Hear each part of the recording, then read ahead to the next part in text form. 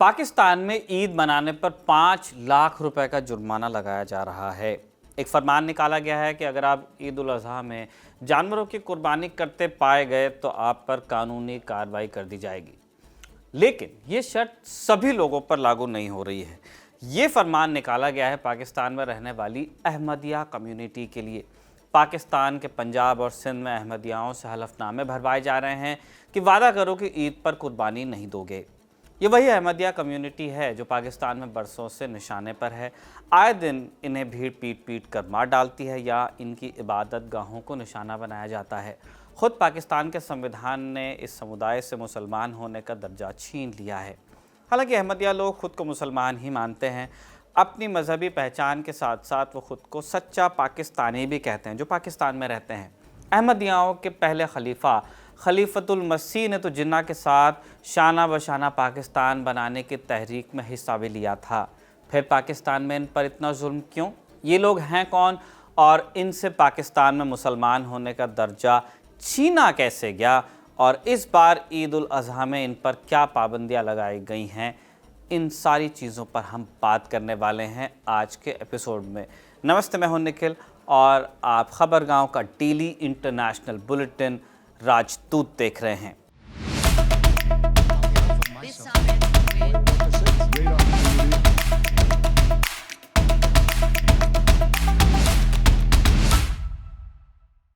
राजदूत में सबसे पहले तो आप ये समझ लीजिए कि अहमदिया होते कौन हैं।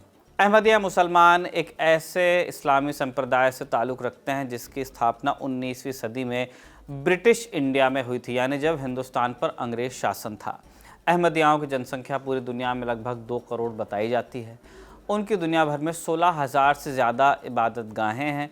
उनका ख़ुद का एक टीवी चैनल भी है जिसका नाम है MTA इंटरनेशनल। ये समुदाय मुख्य धारा के जो 2 बड़े पंथ हैं, सुन्नी और शिया मुसलमान, उनसे कई मामलों में अलग मान्यता रखता है, ख़ास तौर पर आखिरी पैगंबर या आखिरी प्रोफेट के मामले पर। इस्लामिक मान्यता के मुताबिक पैगंबर मोहम्मद आखिरी नबी या अंतिम ईश दूत थे। कुरान में भी यही बात दोहराई गई है और कहा गया है कि पैगंबर के बाद अब कोई अगला ईश दूत या पैगंबर या प्रोफेट धरती पर नहीं भेजा जाएगा।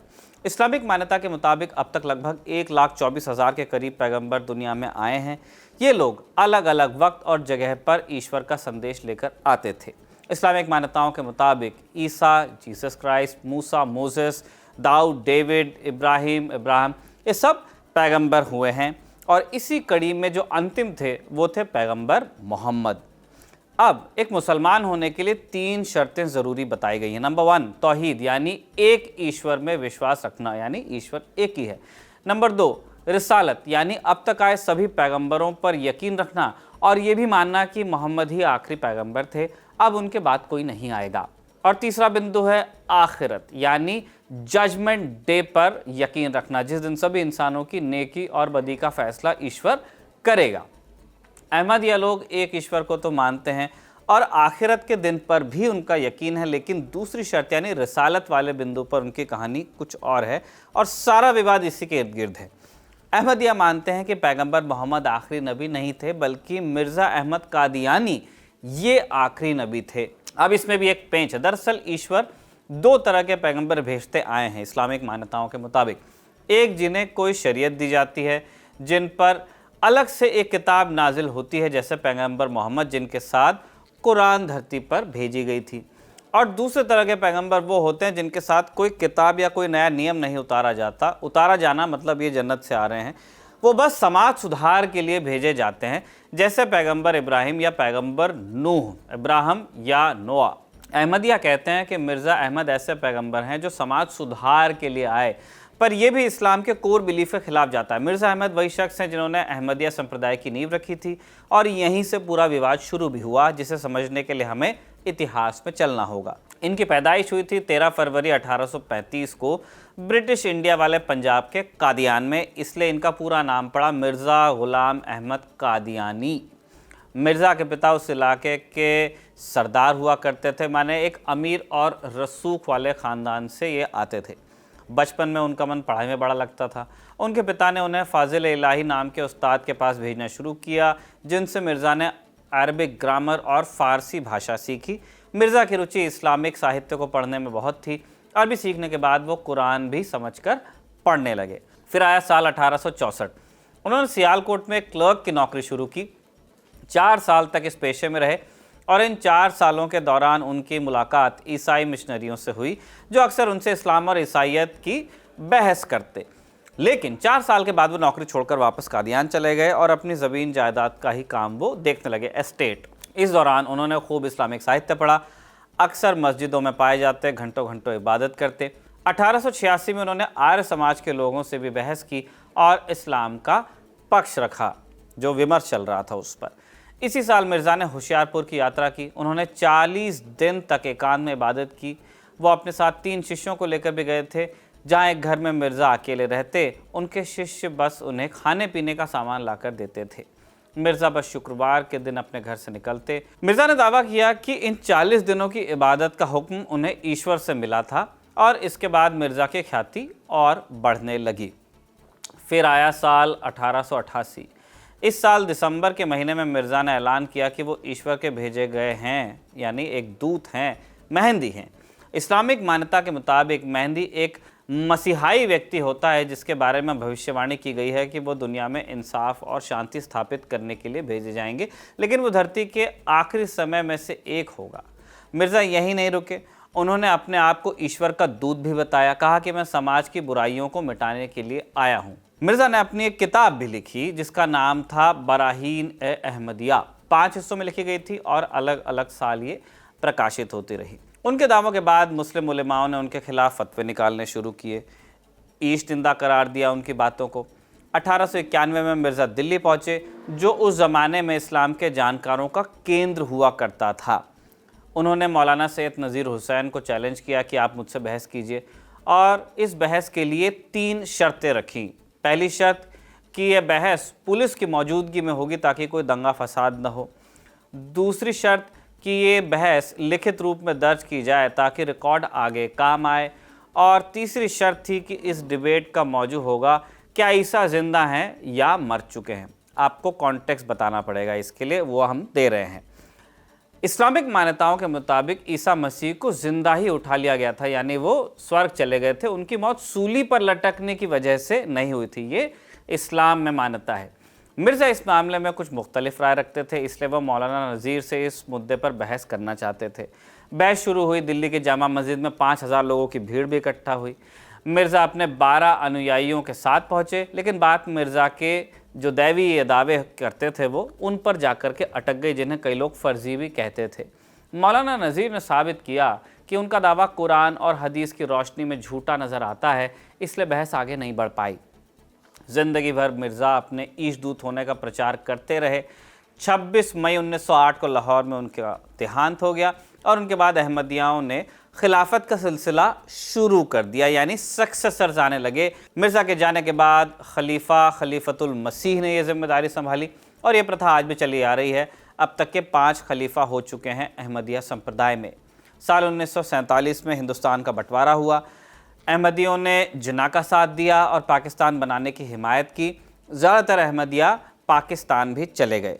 शुरुआत में तो पाकिस्तान में अहमदियाओं को राष्ट्र निर्माता बताया गया। आपको जानकर हैरानी होगी कि पाकिस्तान के पहले विदेश मंत्री मोहम्मद ज़फ़रुल्लाह ख़ान एक अहमदिया थे। उन्हें इतनी बड़ी जिम्मेदारी सौंपी गई, लेकिन धीरे धीरे सब बदलता गया। 1953 में मौलाना मौदूदी ने अहमदिया समुदाय पर एक किताब लिख दी जिसका नाम था अहमदिया मसला। इंग्लिश में अहमदिया प्रॉब्लम नाम से इसे छाप दिया गया। इसमें मौलाना मौदूदी ने मिर्ज़ा कादियानी के तर्कों का जवाब दिया था। मौलाना मौदूदी पर इल्ज़ाम लगे इसके बाद कि वो अहमदियाओं के खिलाफ नफ़रत फैला रहे हैं। इस किताब को लिखने की वजह से उन्हें फांसी की सज़ा भी सुनाई गई, लेकिन बाद में मुसलमानों के विरोध के चलते सज़ा टाली गई। उस साल लाहौर में अहमदिया विरोधी दंगे भी हुए। दर्जनों अहमदियाओं का इसमें कत्ल हुआ। उस समय मुस्लिम उलेमाओं के एक तबके ने ज़फ़रुल्लाह ख़ान को हटाने की भी मांग की थी।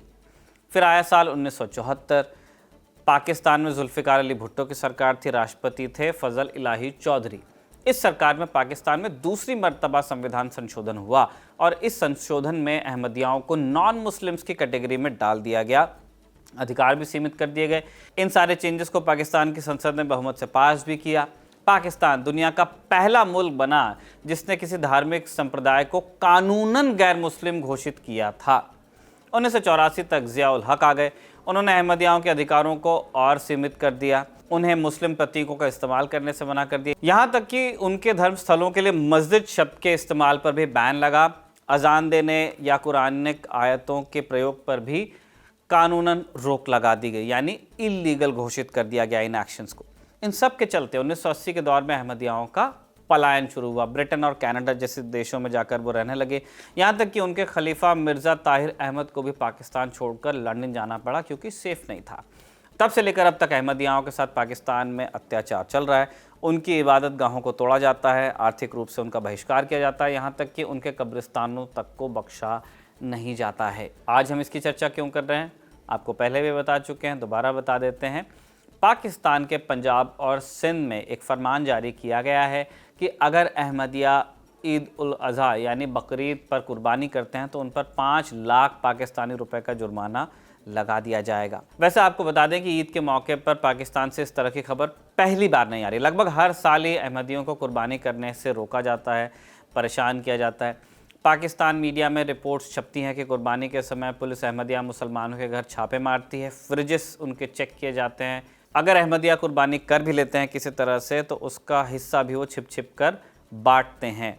भारत में भी साल 2023 में अहमदियों को गैर मुसलमान घोषित करने का मुद्दा उठ गया था। आपको बता दें, अहमदिया समुदाय ने इल्ज़ाम लगाया था कि आंध्र प्रदेश का वक्फ बोर्ड उन्हें नॉन मुस्लिम घोषित करना चाहता है। दरअसल आंध्र प्रदेश के वक्फ बोर्ड ने 2012 के एक फतवे के आधार पर एक प्रस्ताव पारित कर दिया था जिसमें कहा गया था कि प्रदेश के काजी अहमदिया समुदाय के लोगों को निकाह न पढ़ाएं क्योंकि ये मुसलमान हैं ही नहीं। इस फतवे को अहमदिया समुदाय ने हाईकोर्ट में चुनौती दी और अदालत ने इस प्रस्ताव को स्थगित भी कर दिया। फिर इसकी शिकायत केंद्र सरकार के पास पहुंची। केंद्र सरकार ने आंध्र प्रदेश वक्फ बोर्ड को डांट लगाई, कहा कि इस तरह का काम फिर से नहीं होना चाहिए। सरकार ने खत लिखकर यह भी कहा कि भारत का संविधान हर व्यक्ति को अधिकार देता है कि वो जिस धर्म को मानना चाहे माने, इसमें कोई जोर ज़बरदस्ती नहीं की जा सकती। इसके बावजूद कुछ मुस्लिम संगठनों और वक्फ बोर्ड की ओर से अहमदिया मुस्लिम समुदाय के धार्मिक अधिकारों का हनन किया गया है। ये देश के शांतिपूर्ण वातावरण को भंग करने और अहमदिया मुस्लिम समुदाय के विरुद्ध लोगों को नफरत उनमें भरने और भड़काने की कोशिश नज़र आता है। आप इस मसले पर क्या राय रखते हैं हमें कमेंट बॉक्स में ज़रूर बताइएगा। जाते जाते एक बोनस खबर हम आपको और दे जा रहे हैं। खबर जुड़ी हुई है अमेरिकी राष्ट्रपति डोनाल्ड ट्रंप से। हर दिन ये आदमी सुर्खी में किसी न किसी तरीके से आ ही जाता है। एक एलन मस्क को चैन नहीं है, वो नौकरी खाने के पीछे पड़े। जिनके पास नौकरी है डोनाल्ड ट्रंप, वो दूसरी वजह से खबर बनाते हैं। ट्रंप ने 12 देशों के नागरिकों के लिए अमेरिका में प्रवेश को प्रतिबंधित कर दिया है और देशों पर सीमित पाबंदी लगाई है। प्रतिबंधित देश हैं अफगानिस्तान, म्यांमार, चाड, कांगो गणराज्य, Equatorial Guinea, Eritrea, Haiti, Iran, Libya, Somalia, Sudan और यमन। फिर 7 दूसरे देश भी हैं जिनके लोगों को अमेरिका में प्रवेश करने पर एक सीमित रोक लगी है। ये देश हैं Burundi, Cuba, Laos, Sierra Leone, Togo, Turkmenistan और वेनेजुएला। ट्रंप ने इस तरह की पाबंदी अपने पहले टर्म में भी लगाई थी। ये था आज का राजदूत, जिससे साजिद ने लिखा और इरशाद ने रिकॉर्ड किया। आप खबरगाहों को देखते रहिए।